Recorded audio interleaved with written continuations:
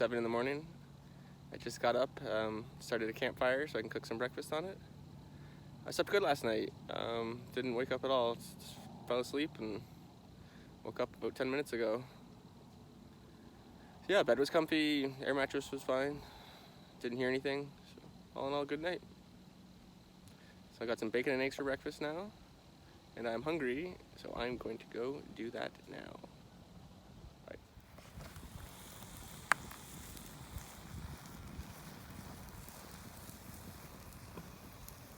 Breakfast was good. Oh, my hair's all messy. Let me fix that. That's not much better. All right, so I'm just gonna sit here, have my morning coffee. It's a little chilly, feels very fall-like today.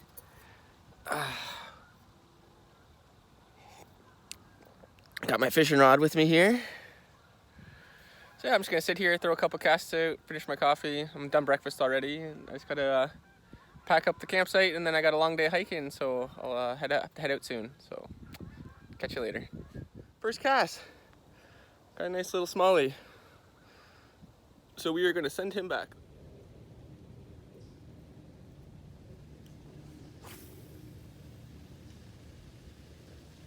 Oh, he's got a nice big fat smallie now. This is my second fish this morning. And that thing was jumping and fighting. It was a real frisky fish, so that was a lot of fun. So I'm gonna throw him back and maybe catch a third. All right.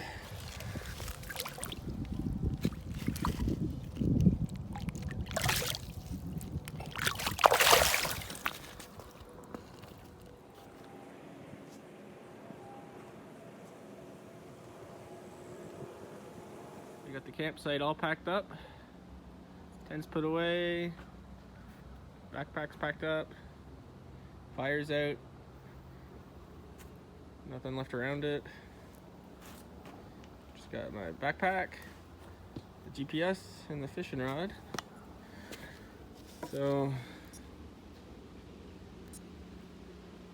we did 4.56 kilometers yesterday. I think I missed about a kilometer or so, maybe a kilometer and a half when my GPS was turned off briefly.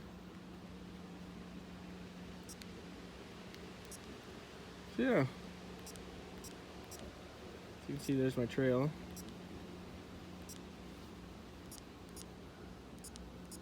So still got another 20 kilometers to go today or so.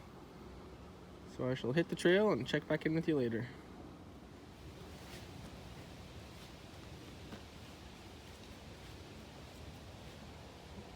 Hey guys, how's it going? I just had like the biggest hill on the trail so far, and it was hardly anything. This trail's very easy to walk. I just stopped at a little pond just to check it out on the side of the trail. It's a nice little area. So yeah, I think that, you know, my impressions of the trail is, I think this would be a really good beginner trail. It's easy to follow, it's flat, it's wide. It's not too far. There's plenty of campsites. The campsites have a porta potty. They have a picnic table, a fire pit with a grill, benches. There's no access to real good water though, which is the only big thing, so you gotta carry a lot. Other like good advantages are you can get out of the trail really quickly. Like there's roads, highways all around it. You can call for help. There should be cell phone coverage for most of the trail. So it makes it pretty accessible. The other thing too is that it's in my area. There's not a whole lot of backpacking trails in Southern Ontario. So let's talk about disadvantages. It's not very remote or wild or anything. So you have to deal with lots of people on the trail. There's boats on the lake. You can hear cars on the highway. Other disadvantages, the trees aren't very mature. It's probably a new park. There are some nice, really big ones, but there are a lot of really small ones too. So you can't chop firewood. You have to buy it. There are boxes of firewood on your site though, which is nice. So to recap, advantages. It's accessible, it's easy to get to, it's not difficult, there's good amenities on site. Disadvantages. It is easy to get to, so it's not remote, it's not quiet. and you have to buy firewood.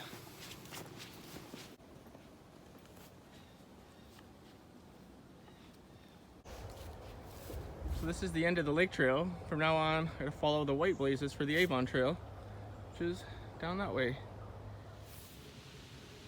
So I can tell this is a popular fishing spot. I fished here myself. It's right off the highway, and then you get all the regular Tim Hortons coffee cups, cigarette butts, styrofoam worm containers. You know, come on people, clean up after yourselves.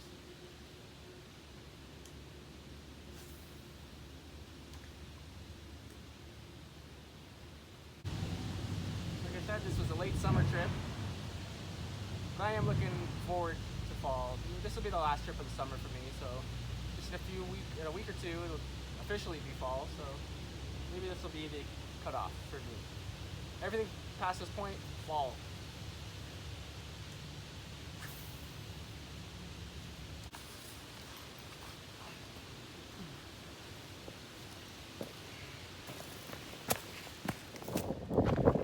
This is sort of the back half of it. So we stayed somewhere along that shore over there, and then now we're gonna start walking along that shore over there. Here's the rest of the lake behind me. There's another bridge like this, a little just around that bend back there. So I've fished off both these bridges before in the past. So there's more of these weird spiky fruits right here. I'll have to look up what these are. I've never seen them before, or never noticed them at least. So here we are in the second half of the trail. Getting pretty hungry, so I'm gonna stop for a morning snack soon. Maybe we'll take a look at the map too, so we can see what we've done, where we stayed, where we are now, and what we've yet to do. So I shall check back in with you when I find a nice comfortable spot. Oh my goodness, it's Appletown in here. Appletown. Bet you the deer like this, because there's also a farmer's field just right past there. So you can have corn for dinner, apples for dessert. I know there's lots of deer in here. I've seen them. Sometimes when I drive home at night from work, I see them on the highway here, and I saw a bunch of their tracks along my beach as well. Apples are everywhere.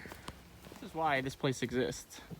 There's all these little tiny feeder creeks feed into the lake, which is actually man-made. It's dammed. So this is operated by the Upper Thames River Conservation Authority. And it's used for flood control. So there's also a few other of these conservation areas run by the Upper Thames River Conservation Authority. There's Fanshawe Dam in London, there's Pittock, and this one, Wildwood. So yeah, so I had a lot of fun here, so I'll probably try and check out some of the other spots as well. Thanks to these donors: Recreational Infrastructure Canada, Ontario Rec, Upper Thames River Conservation Authority. Yes, thank you donors. I agree, this was a lot of fun. Not only do they have wild corn dogs, but they got berries on the cob. I wouldn't eat this. Yeah, the name does fit. There's a lot of beautiful hardwoods in here. Big, huge walnuts, beeches, maples, oaks. It's very nice in here. You can tell there used to be an old farmer's field here. I'll show you. See the old stones. Just barrel piled up in there. And I follow a straight line off that way. Here's another site. I'm just gonna stop here for a quick little snack. I like my site a lot better. It was way more private, and the trail's just right there. It's got the same thing: picnic table, benches, fire, wood bin, and there's a porta-john down that way too. Okay, so for my snack, I got a chocolate bar, some granola, and some beef jerky. I'm also gonna drink a ton of water. So here's the map of the reservoir. This is where we stayed last night. Here's where we are right now. We still have to go all the way back up to here. But let's say we're done at least half of it. So I stayed pretty much right across the way over there last night. The bridge that I showed you earlier was down there, so I walked all this way And then you can just see off to the distance down there, that's the dam. And that's where the end is. So you can see the dam down there, I'm zoomed in a bit. And that's where I both started and will finish as well. So I stayed somewhere down there last night. Just around the bend there is where that bridge was. This is pretty neat. This section of the trail is a lot of spruce and pine. So it gives you a nice kind of change of scenery. Plus, walking on the needles is like walking on a carpet. It's really nice.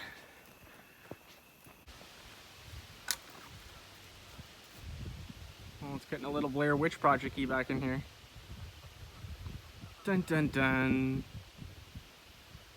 Okay, here's the third campsite.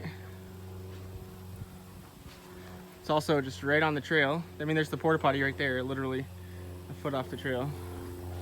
But it has some other nice features. This one's got some Muskoka chairs. That's all right. Campfire pit, bench, wood bin. This is nice. Other than a lack of privacy, but I'm gonna throw a couple casts here, I think. This little bay here. Let's check it out. So I caught a little rock bass in that area, but silly me forgot to hit record and threw it back. So you'll just have to take my word for it. You can smell my fingers. And it chased my lure up right up to the shore like 2 or 3 times in a row, then I finally hit it. It was actually a pretty decent sized fish for a rock bass, but still just a little dink anyways. And we're going for the monsters, the donkeys. Donkey hunter. Well, since we toured all the other sites, let's take a tour of the last of the backcountry camping sites. So this one is similar to the one that I stayed in, where it's actually a little bit off the trail. Not quite as off the trail as the one I stayed in, but it's not like right on the trail like the other ones. Let's see what they got here. So they got a little clearing. Nice. There's the campfire, picnic table, and wood bin. And the porta-john. And like all the other ones, this one has water access as well.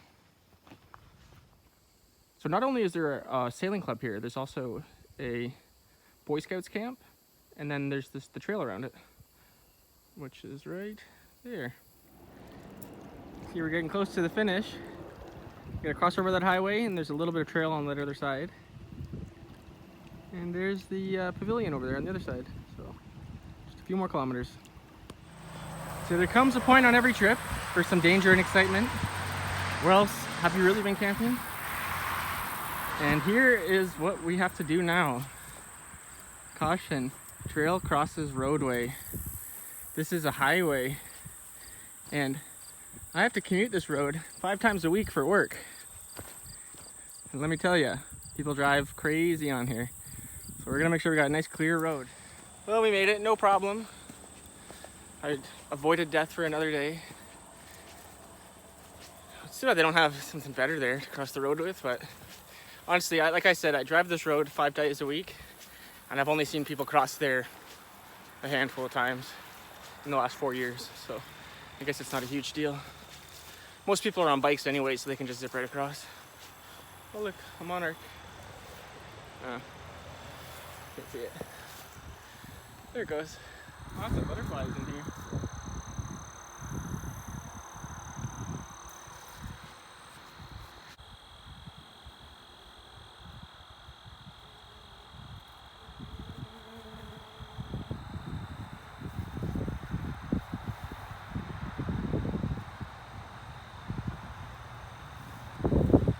Ragweed.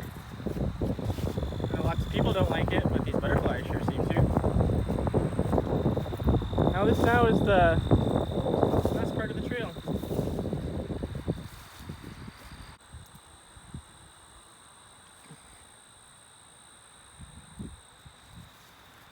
Lana's due date is coming up quick too, so I don't want to be too far from home. That's part of the reason why I chose this trail. because I could have been out and back home within an hour. Like, it's only about 37 kilometers to London where I live, so I could make that home real quick. But there was no emergencies, everything was fine. So we're just gonna enjoy this last little bit of the trail, head out. Here you can see the dam there from the other side. I'll zoom in a bit.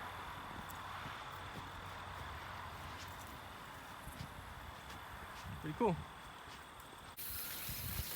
I'm no farmer. I don't think corn's supposed to look like that. Weird. Right here's the spillway on the back of the dam. The water's pretty green. I'm gonna throw a couple casts in here just because the back's a little sore.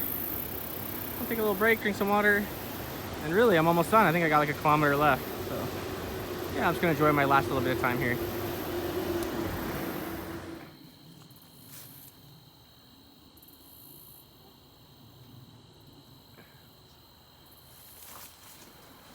Oh, there's the mom. So I surprised a family of little like woodcocks. The mother and about 4 little babies. It was pretty cute. So I'm just coming up right on the end of the trail now.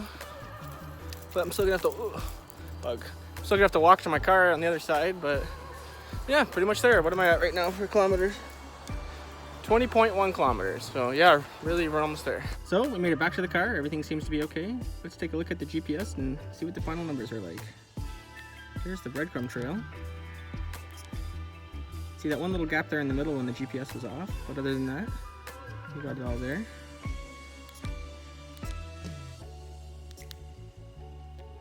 So we did 21.1 kilometers total, the max speed of 10.7 and an average of 4.7 kilometers an hour. And it took us 4 hours and 32 minutes to do the whole thing.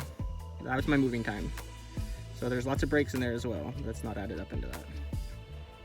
Yeah, it's all pretty good though, no problems.